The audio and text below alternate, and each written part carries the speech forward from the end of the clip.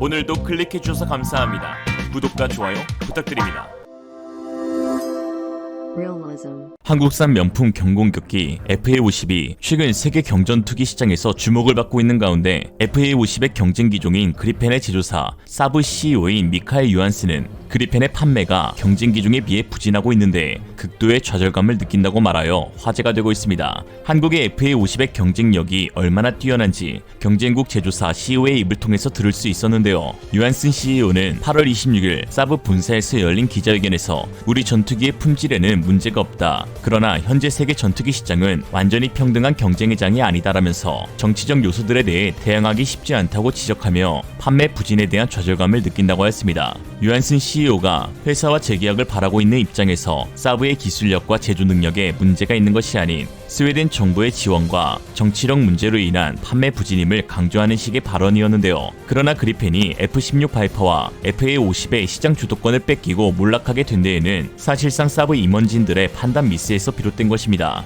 그 문제의 시발점은 바로 애매한 포지션으로 인한 가격 경쟁력 상실에 있습니다. 그리펜은 기존 ABCD형을 거치면서 꽤 준수한 판매 실적을 올렸습니다. 남아공 26대, 체코 14대, 태국 11대 등 자국을 제외한 5개국에 104대를 판매하면서 경전투기 시장의 다크호스로 떠올랐죠. 그러나 사브 임원진들은 근시안적인 시각으로 과욕을 범하고 말았는데요. 경전투기에서 미들급 EF형으로 개량이 추진되면서 기존 F404 엔진을 F414 엔진으로 교체, 최대 이륙 중량은 14톤에서 17톤 가까이 늘렸고 전투 행동 반경을 800km에서 1500km로 늘리는 개량 작업을 실시한 것입니다. 성능 개량을 했으면 더 좋은 것 아니냐 하실 수 있지만 문제는 도입 단가와 유지비 생각은 미처 하지 못했던 것이죠. 그로 인해 가격이 천정부지로 솟아올랐습니다. 비행시간당 비용이 27,000달러로 F-16 바이퍼 24,000달러보다 높으며 브라질의 그리펜 EF 도입에서 드러난 개치당 비용은 1억 3천만 달러에 달해 FA-50에 비해 약 4-5배 비싼 것은 물론 최신형 F-16 바이퍼의 대당 단가인 1억 2,200만 달러보다 높았습니다. 그렇다고 성능이 압도적이냐?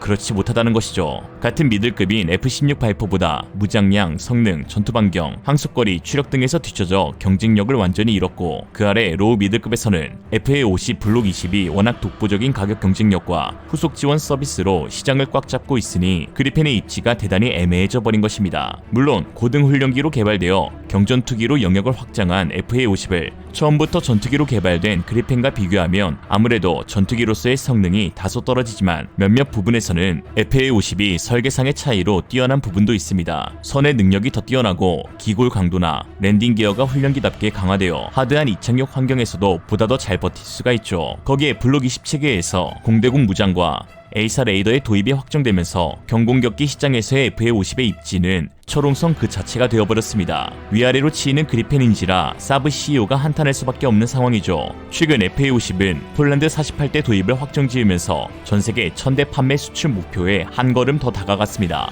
한편 이런 상황 가운데 폴란드에서는 독특한 광경이 펼쳐져 국내 네티즌들의 주목을 끌고 있는데요. FA-50 도입에 반대하는 목소리에 대해 폴란드 공군 전문가들이 직접 일일이 반박하고 있는 것입니다. 물론 어딜 가나 찬성이 있으며 반대가 있기 마련인지라 폴란드의 FA-50 도입에도 많은 반대의 목소리가 있었는데요. 당초 폴란드 공군 전투기 대체 사업은 기존 운용하던 러시아제 4세대 쌍발 터보팬 다목적 전투기 미그-29를 대체하기 위함이었습니다. 미그-29가 구형이라고 하지만 한때 시대를 주름잡던 제공 전투기이며 현 시점에도 F-16과 동급으로 간주되는 기체이기에 이것을 처분하고 경전투기인 FA-50을 도입한다는 것에 대해 폴란드 내부에서는 의아하다는 반응이 나올 수밖에 없었던 것이죠.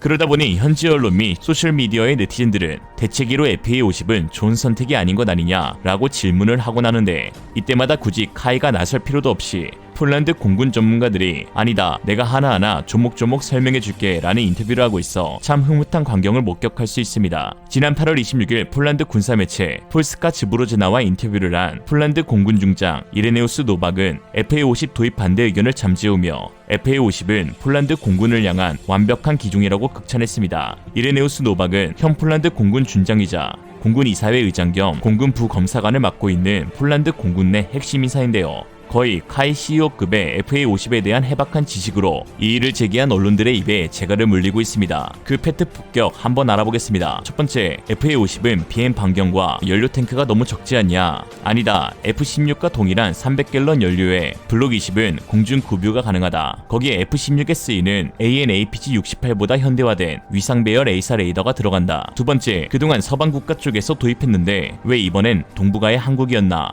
우리는 시간이 없다. FA-50의 첫 12대는 내년이면 폴란드에 온다. 한국이 아니면 대안이 없는 상황으로 48대의 FA-50은 우리 제1전술 항공단을 한 세대 도약하게 해주는 큰 기회이다. 세 번째, 훈련기라 들었는데 전쟁이 일어나면 어떻게 할 거냐? 물론 첫째 날에는 F-35와 같은 공중 우세기가 투입될 것이다. 그러나 전쟁이 진행되면서 우리는 수많은 장비들을 투입해야 한다.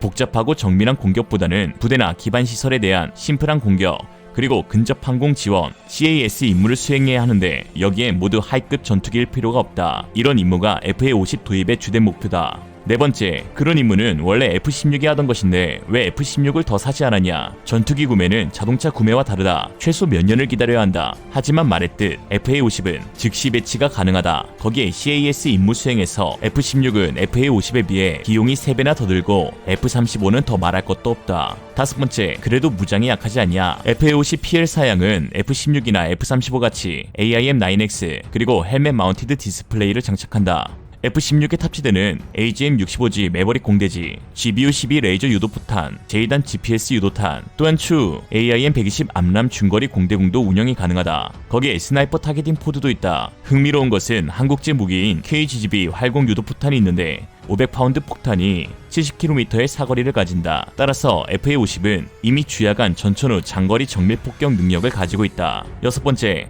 네, 잘 알겠어요. 그럼 한국은 우리 군의 어떤 파트너인가요? 한마디로 최고다. 현재 보이는 그대로다. 대한민국은 아주 중요한 파트너로 대단한 생산 능력을 지녔고 한국 방산업체들은 세계 인류 선도 기업으로 최첨단 기술들을 개발하고 있다. KF-21이라는 FA-50보다 고성능의 독자적인 신형 전투기를 개발하고 있는데 제가 외국인 파일럿으로 첫 시뮬레이터를 경험했고 아주 인상적이었다. 분명 성공할 것이라고 하였습니다. 우리 대신 폴란드에 한국산 전투기의 우수성을 알려주신 이레네우스 노박 장군, 언제 한번 동자동에 들리세요. 국밥 한 그릇 대접하겠습니다. 한편 이런 상황 가운데 FA-50의 또 하나의 경쟁 기종인 중국의 JF-17에 치명적인 문제점이 드러나 충격을 주고 있습니다. 지난 8월 25일 인도 매체 스워라지아에 파키스탄 공군이 운용 중인 중국제 JF-17 전투기 절반 이상이 부품 부족으로 인해 이륙하지 못하고 있다라는 제목의 기사가 보도되었는데요. 보도에 따르면 엔진 스페어 부품의 부족으로 인해 전투기 절반이 작동 불능 상태에 빠졌다고 하였습니다. JF-17 전투기에 장착된 다수의 러시아 엔진에서 가이드베인, 배기노즐, 화염 안전기에 균열이 생긴 것인데요. 그동안 항공기 엔진과 부품은 러시아와 중국이 체결한 협정에 따라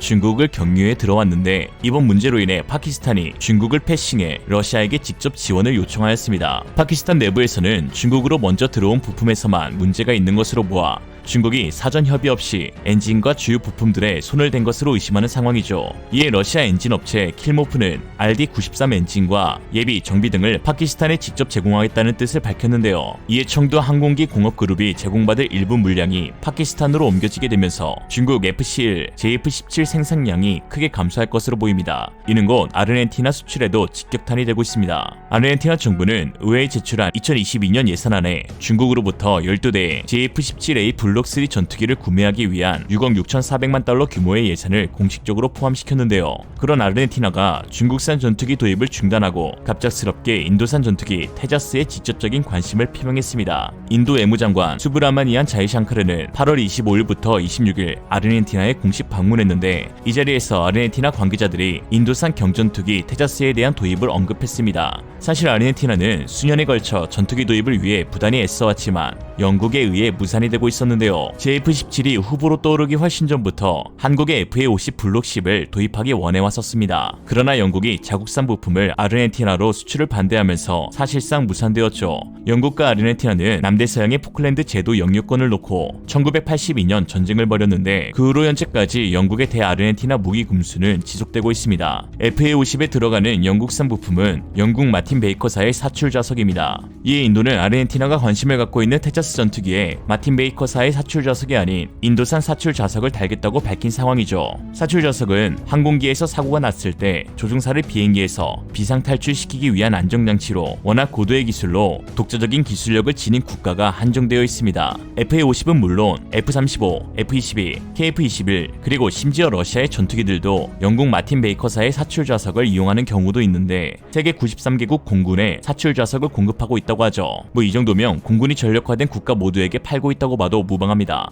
FA-50의 아르헨티나 판매는 아쉽게도 무산됐지만 그렇다고 중국산 JF-17이 팔리는 게 아니니 그걸로 위안 삼아야겠습니다. FA-50이 정치적 이슈였다면 JF-17은 기술적 문제였다는 점에서 나름 다행이고요. 한편 FA-50은 미 공군의 고등전술 훈련기 ATT 사업 그리고 미 해군의 UJTS 사업 총 700대 도입 사업의 유력 후보로 평가받고 있습니다. FA-50이 미국 공해군 차세대 훈련기로 도입되게 되면 유지비와 도입비를 크게 낮출 수 있는 규모의 경제가 실현될 수 있습니다. 가뜩이나 차원이 다른 경쟁력으로 세계 시장을 휩쓸고 있는 FA-52기에 이제는 타의 추종을 불허하는 역사상 최고의 베스트셀러 경공격기로 우뚝 설 수 있게 되는 것이죠. 더욱이 폴란드를 기점으로 유럽 생산 거점을, 이집트를 통한 아프리카 생산 허브를, 그리고 미국 수출권으로 미주 지역 판매 활로를 열게 된다면 4대륙 모두에 조달이 가능한 글로벌 허브 창구를 갖는 전무후무한 기체가 될 것으로 보입니다. 이제 보니 카이의 1000대 판매 목표는 과장된 문구가 아닌 매우 현실적인 목표였던 것이죠. 잘 만든 FA-50 하나, 중국산 5세대 전투기 전혀 부럽지 않습니다. 한편 중국이 자랑하는 제니10 스텔스기가 동중국해에서 F-35 레이더에 의해 허망하게 적발되었다고 하는데요. 세계 최초 스텔스 없는 스텔스기 제니10 삼행시로 마치겠습니다. 젠